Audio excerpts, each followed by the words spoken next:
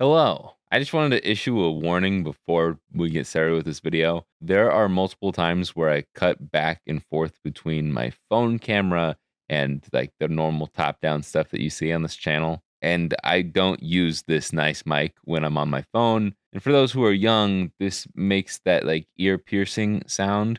And the older you are, the less you hear it. Science comes up very clear on my phone. I've made videos before where I use this or some sort of CRT, and a bunch of young people are like, my ears, why are you doing this? And they just don't understand what CRTs do.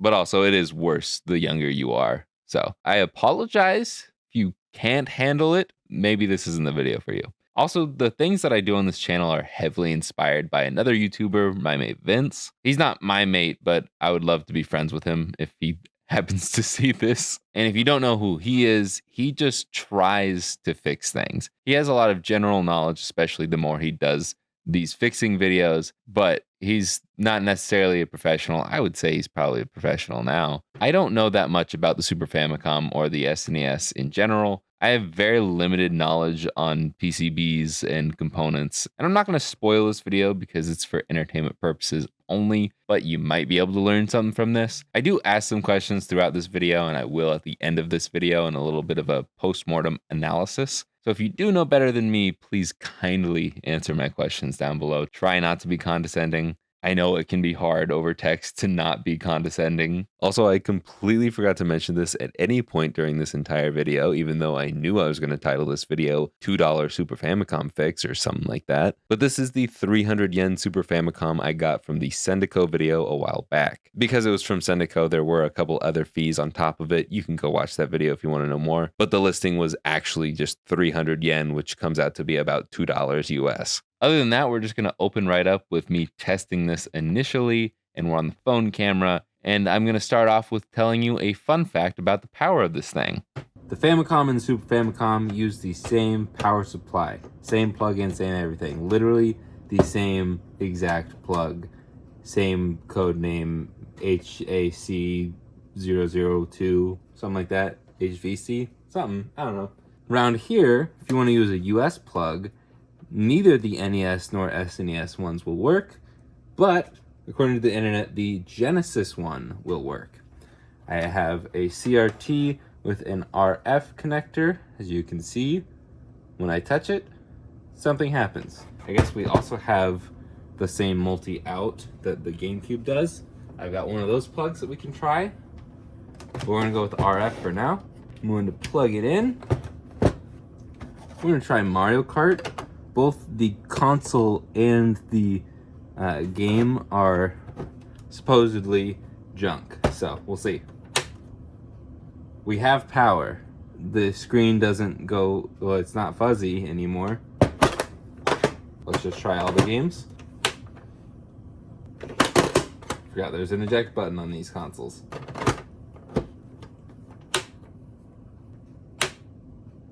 Okay, what we're gonna do now is take contact cleaner, spray it all up in there. I'm gonna take alcohol. We're gonna try and clean this because I assume that's just what's gonna be wrong with these games.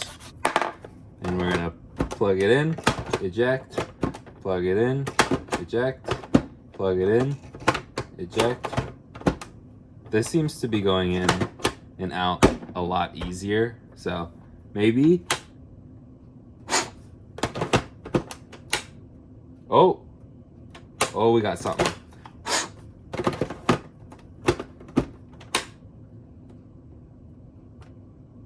What does that mean? What is it saying? I think we were getting somewhere with Super Mario Kart, so I'm gonna take a Q-tip, spray the crap out of it. That'll be a little easier to clean off the pins. Yeesh. What does that mean? Oh. I'm gonna try the AV. These are my original AV cables from back in the day, from my GameCube that is behind me on set. If you didn't know, that's my first home console ever, and I actually kept it. I also kept my Wii, which was my second home console ever. And also, when I was a kid, I thought it was fun to split these And then I was like, man, I should probably stop. And we can, oh gosh. Hold on. We got a channel surf. Oh. Wait, no, we're in the 100s. Never mind. I thought we cycled through. There's like 130 channels on this one. We have sound. So it's black and white and squiggly. Capacitors? Possibly? I'm gonna guess that because this is doing it on the RF signal as well, that it's probably a capacitor problem, or it's definitely something with the Super Famicom, not necessarily with the connection if it's doing it to both of those connections. Let's tear this apart and try and get to the bottom of it. Let's try and fix it. Okay, so we have some screws to take out. I don't know how many screws we're gonna end up working with, so I'm gonna use this. This is also what my game bit is attached to because of GameCube mods. So, should be able to flip this over, lift that up, and there's all the mechanisms. Ooh, so this might not be a smoker's home. It doesn't feel like an ex-smoker home. It's yellowed throughout, so I'm guessing it's just yellowed plastic. I assumed it was a smoker. Oof, lots of dust in here. Gross, grimy, disgusting. Okay, let's grab my little handheld back. I know some of you are freaking out because I'm using a vacuum on this. It's fine, I'm really not worried about the static. Like, not in the slightest. I'm going to pretty much just take this all apart right now. I think these are also the same Phillips screws that are in the GameCube. Like, I immediately recognized that this size and feel and shape. And if I know Nintendo, they will use the same screws for multiple generations. Oh, it's a soundboard. Well, our sound is fine. Now, we gotta figure out how to take this out. I'm gonna take this ribbon cable out too. Oh, that's gross. Ooh, there's a little corrosion there. Interesting. A little corrosion on this ribbon cable. We did not test controllers, so that could be something else. Okay. That's definitely what was holding us back. Ah, that makes a lot more sense. Okay. Slide the pin out. Then we can get to that little piece of dust. That's all I wanted. Well, now I want to take this out, but that was all I wanted. Grimy. That is disgusting. There's more screws on the bottom. Okay. I just want to take this shielding off. There we go. Okay. Now, should be able to take that off. Oh, and that's the heat sink for the voltage regulator. And I'm going to assume that this big old capacitor is not for the video. I'm going to assume that it's one of these capacitors. What I'm going to do is I'm going to get the vacuum out. I'm going to just vacuum up more of that dust if I can. And then we'll just start cleaning around here. There is a lot of dust in there. Okay, I'm going to clean it up with some IPA. Just squirt it all around here. Use my grosser brush because there's a lot of factory flux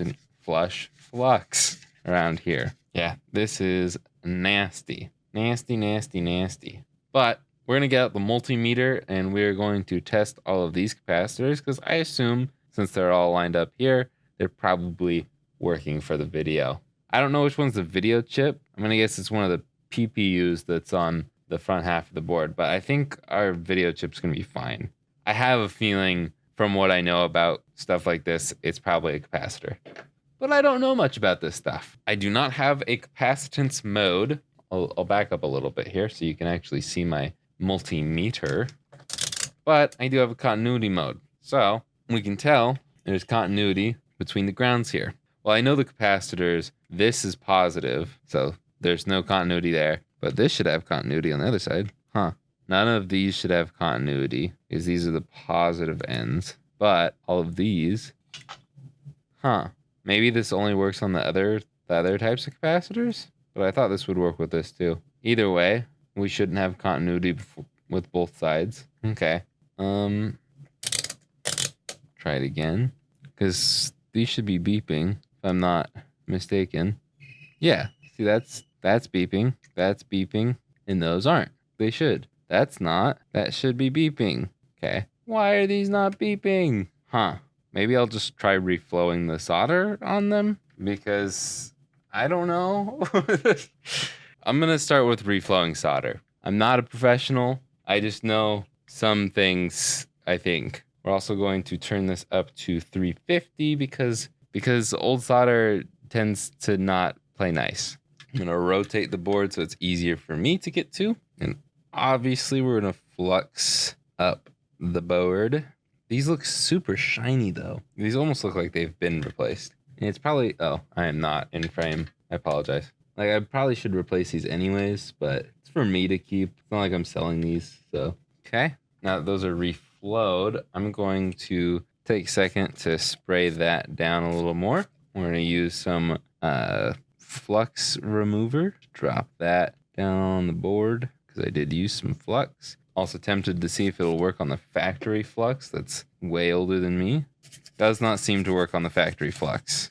Maybe a little bit, but I know it'll work on the flux I just used. Maybe in general, it'll break up more of the grime. It also tends to make things a little bit greasier. It also looks like I'm seeing some corrosion on some of these pins. It could be a bad cart reader too. I'm realizing that now. And like I could remove the cart slot. Do they sell cart slots? They have to, right? I feel like someone sells them. Maybe I'll look that up because the cart slot does look like it's seen better days. But now that we have better access to it too, I'll get all up in there. Maybe it just needs to be resoldered. I don't know. Okay. I'm going to loosely put this back together. Here's that corrosion I was talking about. Just a little corroded. This might be an issue. We'll see. So let's hop back over to the TV. All right. We'll put Mario Kart in. And same issue.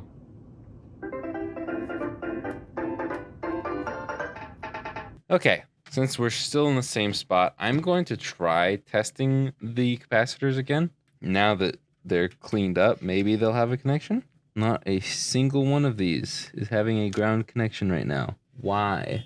Yet, you check that one, that one, that one, not that one. Is there a ground connection that broke somewhere? I don't know. It's 2:30 in the morning, so I'm gonna leave this here. I will go look up some common Super Nintendo video problems and how to fix them, and we will come back here tomorrow. All right, it's the next day, and I did look up a few things on the internet, and I have two ideas. One, this cart slot is nasty, and it's been so long since I've worked on an SNES that I forgot these just come off. So we're gonna give this even more of a deep clean. Some people on the internet say to boil it. I don't know if I want to boil it, but it definitely needs to get significantly cleaner. I'm going to see if this will fit in my ultrasonic cleaner. And if it does, I will clean it ultrasonically. But I also have another one. Has some dirt of its own on it. But it's much cleaner and shinier. Only problem is there is a screw super glued into it. If you are a long-time viewer of the main channel, this is from the glass SNES that I made forever ago. Glass meaning acrylic that was poorly super glued together, including this super gluing in. It was really bad, but it's broken now. The Super Nintendo's fine as far as I'm aware, but the acrylic broke. So I'm gonna clean this area up a little bit more, and then we will try it with this. And then I've got one other idea, but we'll just see if this works first. Yeah, that screw is kind of annoying, but we don't really need it to go in other than like that. Well, actually, I should probably flip it around because this was how it was in mine. I don't think it really matters. I think it goes in both ways, but just in case, we will just rest it in like that, and let's go try it. Back on the phone, the dryer's running. My apologies. I don't really care that much though. We're gonna put this in, plug it all back up. Okay. Now, there is a potentiometer right here. This is my other thought of how to fix this. And if we twist that, it should adjust the picture quality, the screen, something. So I'm gonna stick that there. I'm just gonna twist this. See if anything changes. It's not seeming like anything's changing. So there's like a sweet spot right there that makes it flash for a second, but it doesn't seem to do much. It's gotta be capacitor related. So here is my beautiful all glass Super Nintendo. And I'm just gonna poke and prod around because I believe everything matches up pretty much identically on these boards, if not exactly the same. So I'm going to see if I can peel this up. There we go. Beautiful. Okay, multimeter. Let's test these capacitors for continuity with ground, because these ones, no ground was being picked up, but there should be ground right here. I got one little beep. Interesting. Yeah, these don't. Am I just wrong on this stuff? Because like I don't know a ton about this kind of thing. I don't know. Maybe it's only on the orangey rectangle ones that does that. I don't know. Is it a bad PPU? If so, how do I test that without just swapping chips? Because I really don't want to have to do that if I don't have to. Maybe just look at the board. I'm going to just look between the two boards, see if I notice anything spectacularly different, because these are identical. SHVC CPU 01, SHVC CPU, yeah, exact same board. The only difference I can see pretty obviously is that this has a red piece of plastic and this has a green piece of plastic around the potentiometer. So I will just look around for a bit. I feel like it has to be a capacitor issue, but I just don't want to swap over all those capacitors if I don't have to, you know? My other thought is like, ow, those pins are pokey. My other thought is I could just literally reflow all the solder on those pins. I don't know. I think I'm going to do a little bit more research, and I might just reflow all the pins on all of this stuff. We shall see, because nothing looks obviously bad. At the very least, it's probably just a bad PPU, which would suck for sure. But yeah, that would just suck. No two ways around it. My question is, if all of these, like if this is the exact same board, why is the power plug different between these two?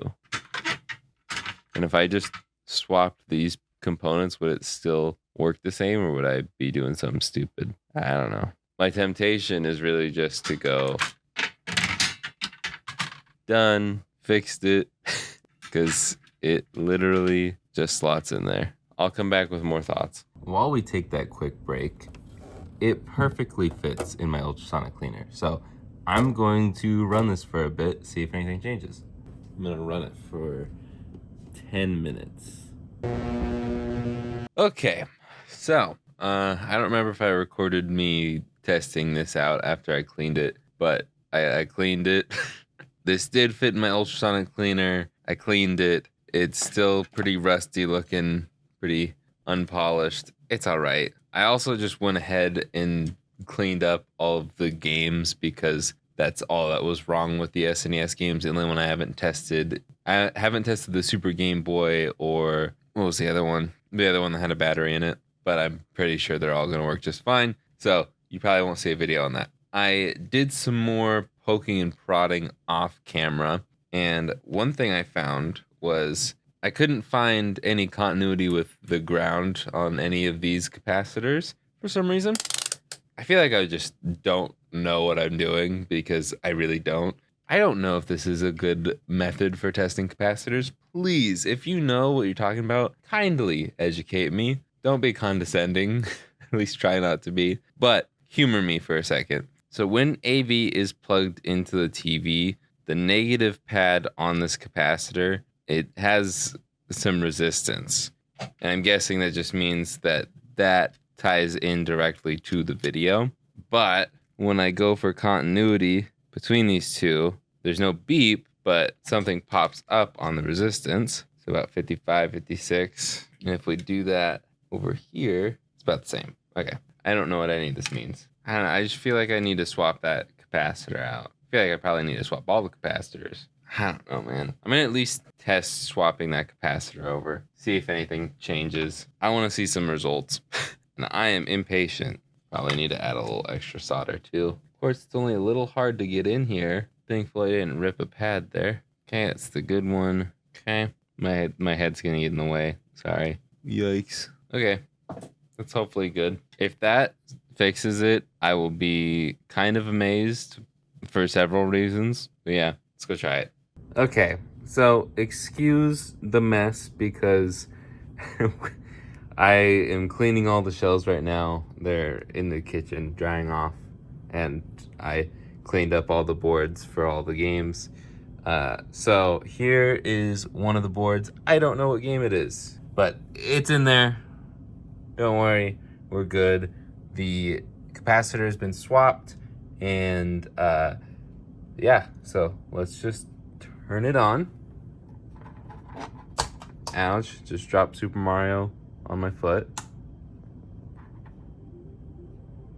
Boom, baby! I should probably play a game I know just to make sure the colors are right. Parlor Mini. That's the game. Dang, that looks good. Gosh, I forgot how good CRTs look, man. So yeah, it was just that capacitor. I'm gonna get a whole new capacitor kit. I'll probably swap that one over to the one it came out of. Let's try this again with Super Mario Kart. Boom. It's nice to see that Nintendo logo not swirling around. And color.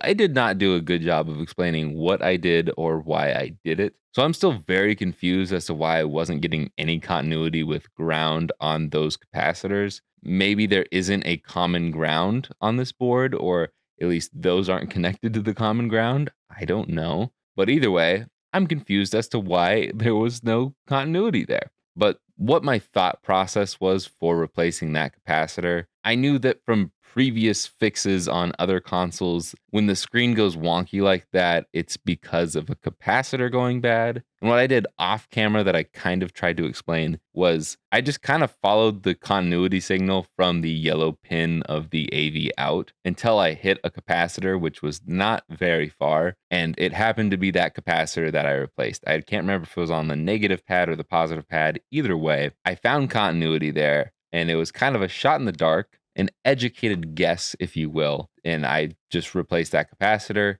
and it worked. I mentioned replacing all of those capacitors, and I probably will at some point. But since I'm not planning on selling this anytime soon, I'm probably not going to do it anytime soon, and you won't see it in this video. Maybe I'll make another video about it later down the line on this channel. Let me know by subscribing and saying something down below in the comments. But yeah, I just needed to replace that capacitor, and I couldn't find hardly anything about it online, so other than my poking around with the multimeter, I don't really have an explanation as to why that happened or like what the meaning behind it is. I'm still very new to all this. I mostly know Game Boy stuff. And I just know the one capacitor for the screen on the Game Boy Color, and I've seen that wonkiness on an original Game Boy Color screen before, and replacing that capacitor did the trick. So that's why I chose to replace that capacitor. It still works totally fine now. Oh, and I forgot to mention that all of the games worked just fine after a little bit of cleaning. Literally every single game I bought from Sendico,